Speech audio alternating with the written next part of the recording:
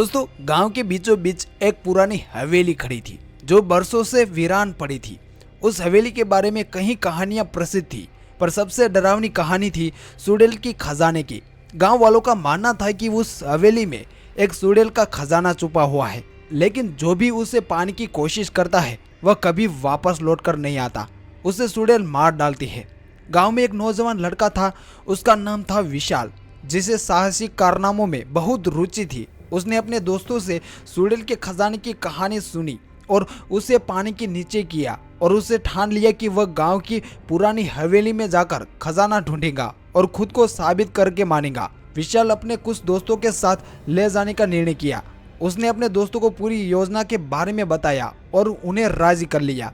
सबने तय किया कि वह रात के अंधेरे में उस हवेली में जाएंगे ताकि कोई उन्हें देख ना सके। विशाल और उसके दोस्त कविन, ऋत्विक और मोहन अपनी अपनी टॉर्च और कुछ हथियार साथ लिए और चल पड़े उस खजाने के सफर में।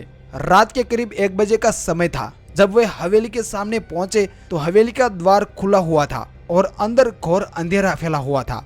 उनकी टॉर्च की रोशनी में दीवालों पर लगे धूल और मकड़ी के जाल उसे साफ साफ दिखाई दे रही थी। विशाल ने सबसे पहले कदम हवेली के अंदर रखा और उसके पीछे पीछे उसके दोस्त भी अंदर आए। हवेली की हवा में एक अजीब सी महक थी जो उनकी रीढ़ की हड्डियां तक कांप रही थी। विशाल ने अपने दोस्तों को अलग अलग दिशाओं में खोजने के लिए कहा और वह खुद हवेली के सबसे बड़े कमरे की ओर बढ़ने लगा।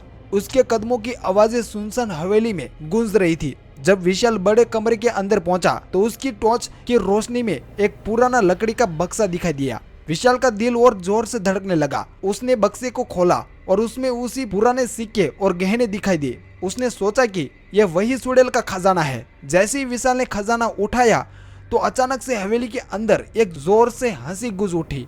वह हंसी किसी सुडेल की थी। विशाल के हाथ पैर कांपने लगे। उसके दोस्त ने भी उस हंसी को सुना और वे सभी एक जगह पर इकट्ठे हो गए। हवेली की हवा में एक ठंडी लहर चली और दरवाजे अपने आप बंद हो गए। वैसे भी सब लोग फंस चुके थे। काले धुएं के बादल निकलने लगे। वह समझ गया था कि वह सुडेल की आत्मा है जो खजाने की रक्षा करती है।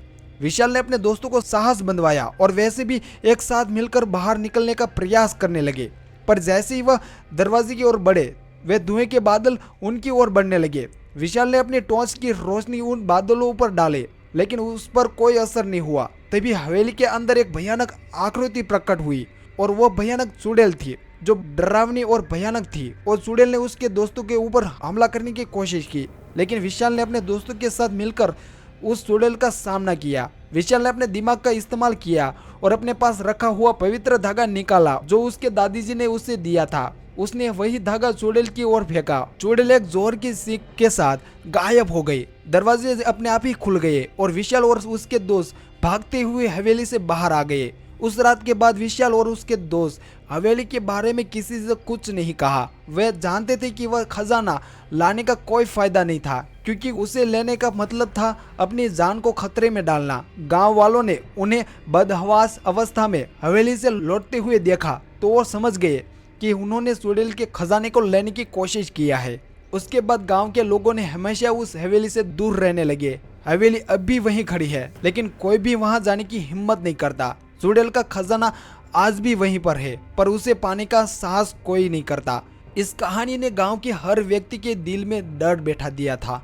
तो दोस्तों, यह कहानी आपको कैसी लगी जरा मुझे कमेंट करके जरूर बताइएगा। धन्यवाद।